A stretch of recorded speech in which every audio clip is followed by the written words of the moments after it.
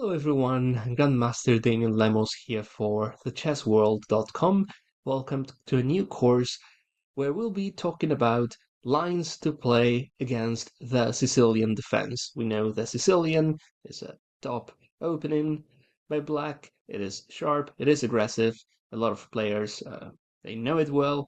And also black gets to choose the line he'll play, Najdorf, Dragon, Taimanov, you name it. It's one of the most popular lines black can play against, e4. So in this course, we'll work on lines where, as white, we'll choose, let's call them non-main lines, but they're full of venom, and if our opponent doesn't know what he's doing, then he'll be in trouble. So we'll not focus on just one line, we'll see a lot of lines for white, and I'll try focusing on the ideas, and this will give you a good repertoire to play against the Sicilian. So now, for the first game, you'll find in the BGM files, there's a game played by top grandmaster Andrakin against Drew Vorin. I cannot really see Black's rating in on my screen now, but I'm sure he's also a good player. So let's see what we got here. So for starters, we get knight f3, black plays d6, and here's we got the main crossroads, because after d6, if we go d4 as white, we're getting the open Sicilian. Now, if we go d4, we're playing the main line. Now, the first sideline, let's call it that, uh, we'll work on is c3. So why I like c3 here, also known as the Alapin? Well, it's a great opening for white. It's easy to understand, so for the BC player, this is a great approach because we'll just get our pieces out. We don't have to rely on theory, and as we'll see, our middle game, the way we get our pieces out is fairly simple as white, regardless of what black does. So that's one of the reasons why I really like this. So we play c3, black plays knight to f6, and here in this game white plays h3. Now let's analyze a few things here, because when you see h3 you're probably wondering what happens if he takes the pawn on e4.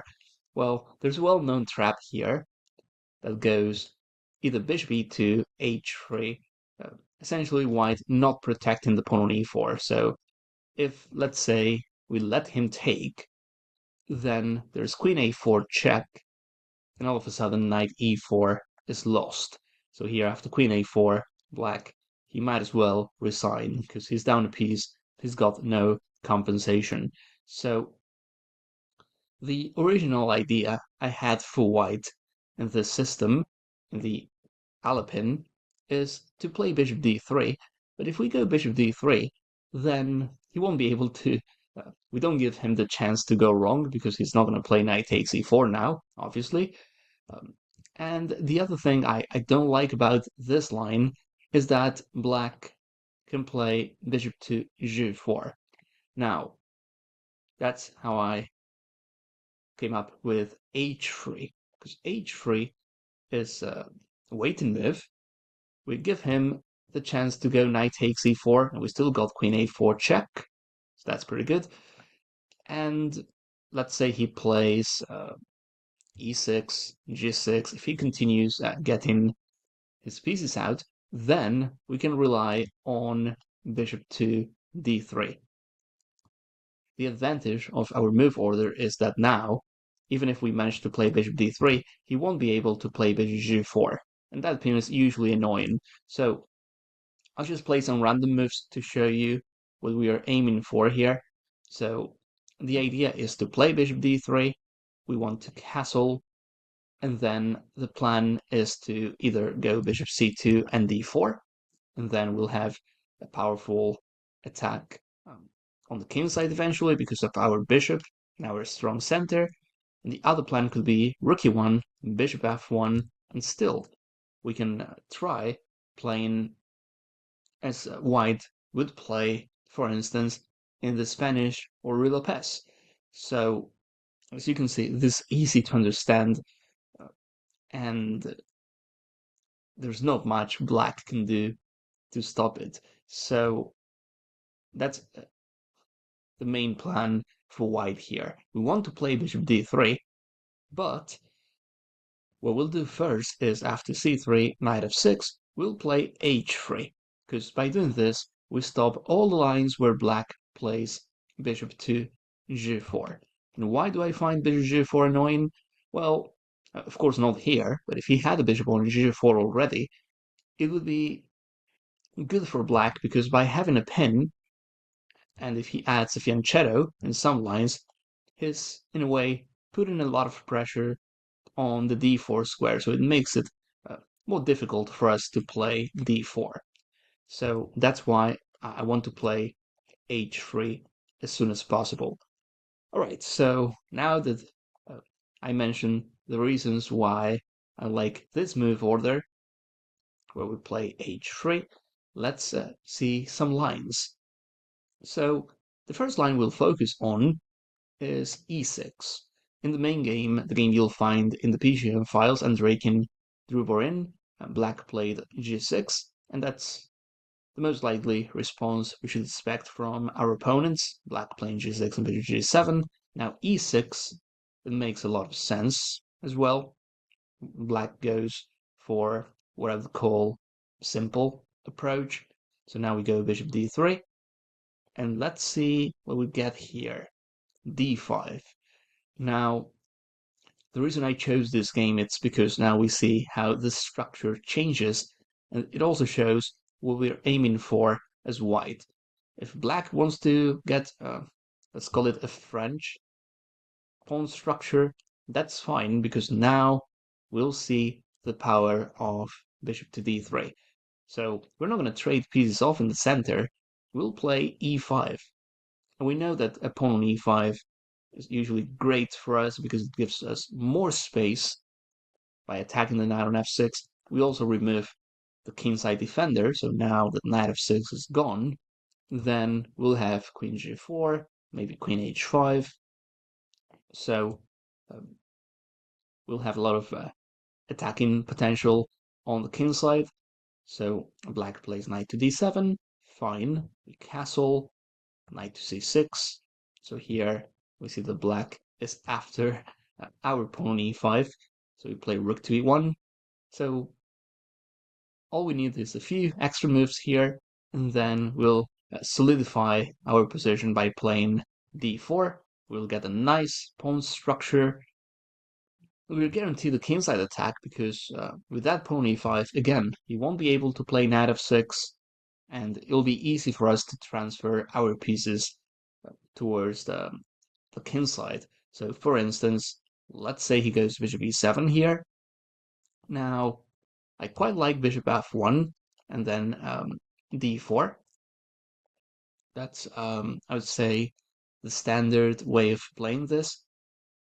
But taking into account we already played c3 and bishop c2 is available, I think this is better.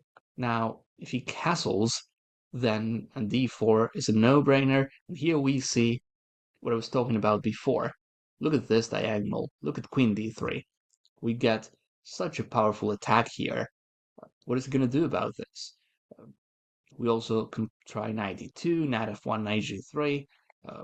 Can think of transferring our queen by moving knight f3 and then playing queen g4, queen h5. This is pretty delicate for black, because no matter what he does on the king side, he'll be creating weaknesses. We get a lot of positions like this one from the King's Indian attack, and we see that black usually panics playing f6 or f5, and the problem here is that once we take en passant, then the e6 square becomes a huge liability, not to mention all the new weaknesses black has on the king side. So it's just to add to this line, because I think it's really important. Um, he'll end up with a lot of positional liabilities. The e5 square, the g5 square, my knight on g3 will be dominating as well. My two bishops, as you can see, both bishop c2 and bishop c1, they're both attacking on the king side. So these lines are, in the long run, quite dangerous for black. So that's why in this game we see that this e6 and d5 combination is not necessarily bad for black, but he has to be extremely careful. So coming back to this position where black plays knight e7, castles, knight c6, okay, rook e1. In the game we're following, black didn't play bishop e7, instead played queen c7. So now he got eyes on e5, white plays queen to e2, fair enough. And again, black should play bishop e7, in my opinion. Now, that doesn't stop our attack, per se, because after bishop e7, not only bishop c2 is possible, in fact, we don't have to play d4 right away if we feel there's risk. We could play, and this is just to illustrate the point, we could play d3, we can get our bishop out first, we can transfer our pieces to the king side, and then we'll eventually play d4. So that's the worst case scenario. The other plan we can think about here, on top of bishop c2, is knight to a3, because we threaten to play knight to b5, so this could work as well. Then eventually we'll find a way to transfer our knight to the king side. Of course, being careful, because c4 might trap our bishop in some lines.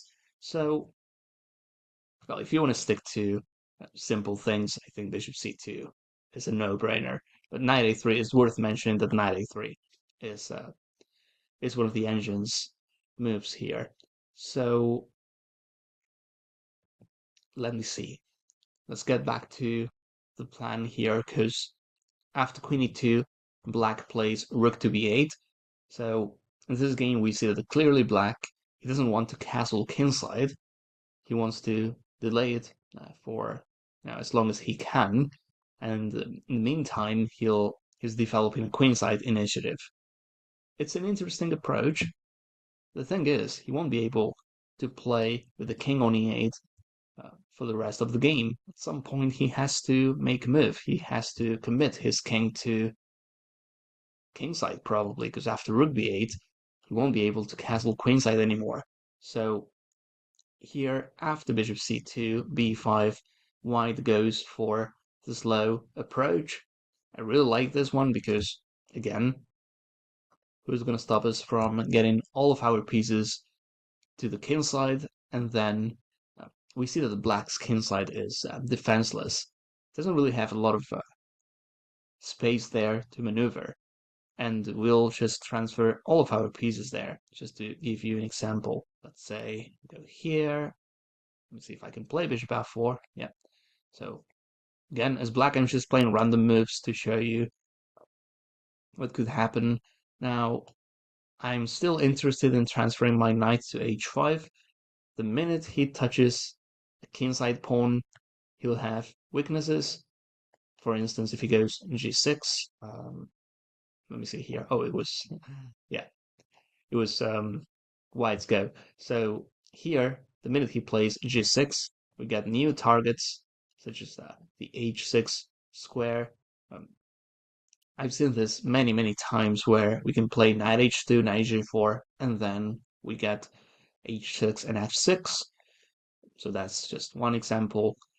In many, many lines, if he plays f6, well, this doesn't need any explanation, because the minute we take, then the e file and the f4 b8 diagonal opens up for white. So f6 is usually not a great idea for black. So what I should add to that is that black's queenside attack is not that scary, because he's not gonna win material by playing c4, b4. He got some space, yes, but the thing is, with that king on e8, I'm not even sure he's interested in opening that position up here, because lines like this one, we can even play c4. He doesn't have knight e4, and unlike the King's Indians attack, where we get similar positions with the bishop on g2, here our bishop is on c2, and we can even think of bishop a4. So here we see that the center is going to open up anytime soon, and black's king will be out of luck. So here we see many lines where this is just hopeless. Just to finish this one, here we see queen h5, attacking on f7, attacking on e6, because that pawn on f7 will be pinned. So let's say he goes h6. I can play knight to e4. No one really cares about the pawn e5 when that king is in the center, because again, this is all about pins, and this is such a lovely position. You can see black's king in so much trouble. 95 under pin. The same goes for knight c6.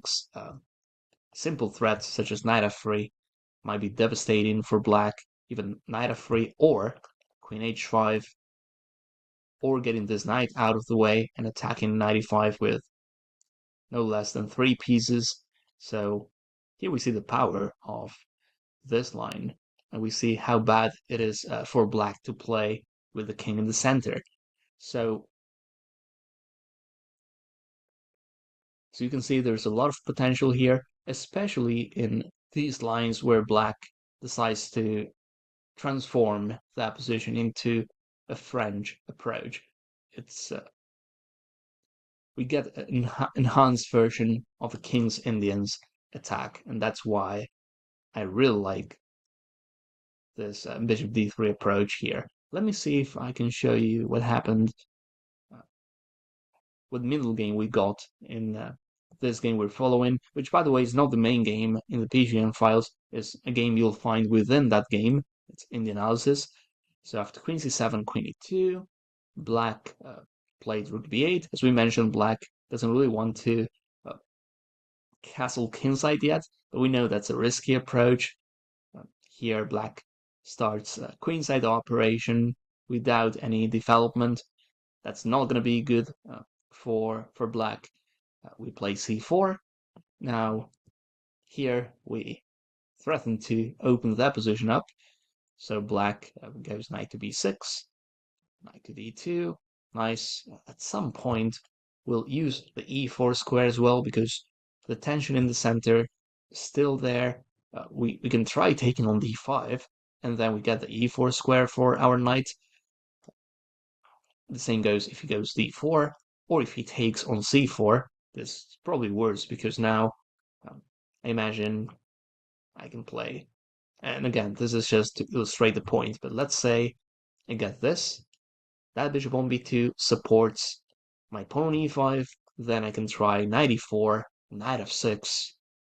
We see his king is defenseless. He's got no kingside defender, so we can do all sorts of things here. Can even try, maybe, a grid gift, queen e4, knight e4 and knight d6. This is I'm shocked to see, but this is already a winning advantage for white according to the ancients. So this is how good our position is. So as you can see, in these lines we'll get a good position as white, just because we get a nice center right off the bat, because we play e5, and also this is something that happens a lot in the French defense. Black has that bishop on c8 that's not easy to relocate. It's not easy for black to find a good square for that bishop. I think it all started when we played h3. Black usually wants to get rid of this one. Once we play h3, it's not easy for him to trade that bishop off. So we are guaranteed some space as white. So with this, I'll finish my intro to this Alapin. Of course, there are many other lines we'll analyze in this course, but for now, I think this is a good moment to finish this one so we can digest the concepts. And of course, we'll continue analyzing on the next chapter. So I hope you found this one useful, hope you could learn something, and of course, I want to see you guys on the next one. Thank you.